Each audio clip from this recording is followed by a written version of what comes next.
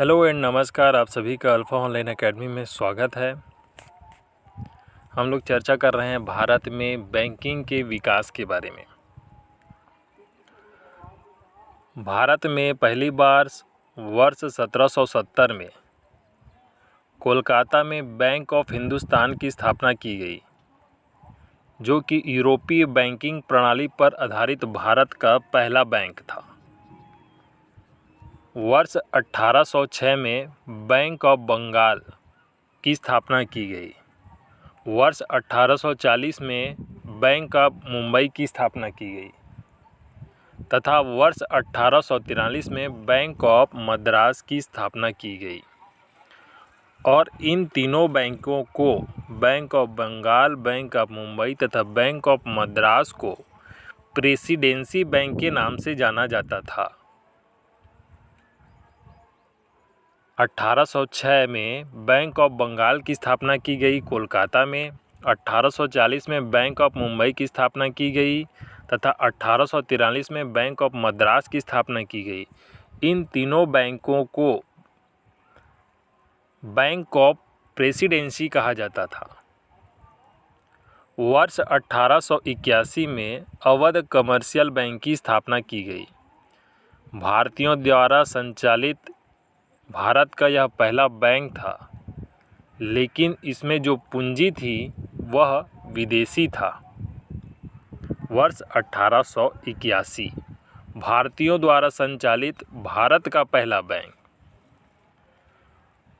वर्ष 1894 भारतीयों द्वारा संचालित भारत का पहला पूर्णतया स्वदेशी भारतीय बैंक 1894, जिसमें पूंजी भी भारतीय था। कहने का मतलब इंडियन करेंसी था। इसके प्रवर्तक कौन थे? तो लाला लाजपत राय थे। 1881 में जो अवध कमर्शियल बैंक की स्थापना की गई थी, वह भारतीयों द्वारा संचालित भारत का पहला बैंक है, लेकिन उसमें जो पूंजी थी वह विदेशी था। जबकि 1894 में स्थापित पंजाब नेशनल बैंक भारतीयों द्वारा संचालित भारत का पहला बैंक है, जिसमें पूंजी जो थी वह आपका देसी था। वर्ष 1921 में तीनों प्रेसिडेंसी बैंकों का विलय करके इंपीरियल बैंक की स्थापना की गई। 1 अप्रैल 1935 को आरबीआई एक्ट 1934 के प्रावधानों के तहत हिल्टन यंग समिति की सिफारिश पर आरबीआई की स्थापना की गई 1 अप्रैल 1935 में, जिसका राष्ट्रीयकरण किया गया 1 जनवरी 1949 को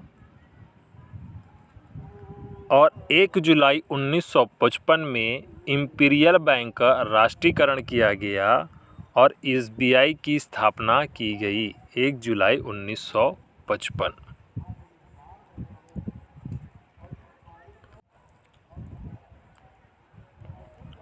उन्नीस जुलाई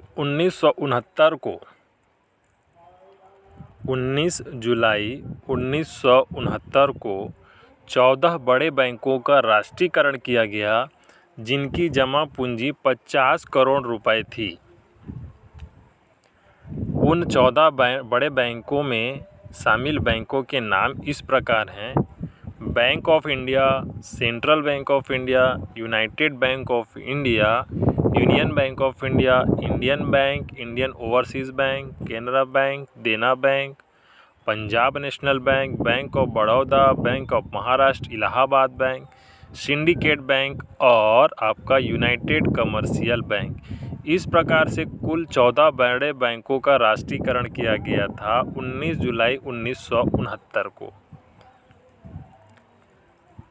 इसके बाद 15 अप्रैल 1980 में आपका 6 बड़े बैंकों का राष्ट्रीयकरण किया गया, जिनकी जमा पूंजी 200 करोड़ रुपए थी, जिसमें आपका Andhra bank, Punjab and Sind bank, Vijaya bank, corporation bank, oriental bank of commerce, new bank of India शामिल था। वर्ष 1993 में न्यू बैंक ऑफ इंडिया का पंजाब नेशनल बैंक में विलय किया गया। 1 अप्रैल 2019 को 3 बड़े बैंकों का विलय किया गया। बैंक ऑफ बड़ौदा में केनरा देना बैंक व विजया बैंक का विलय किया गया।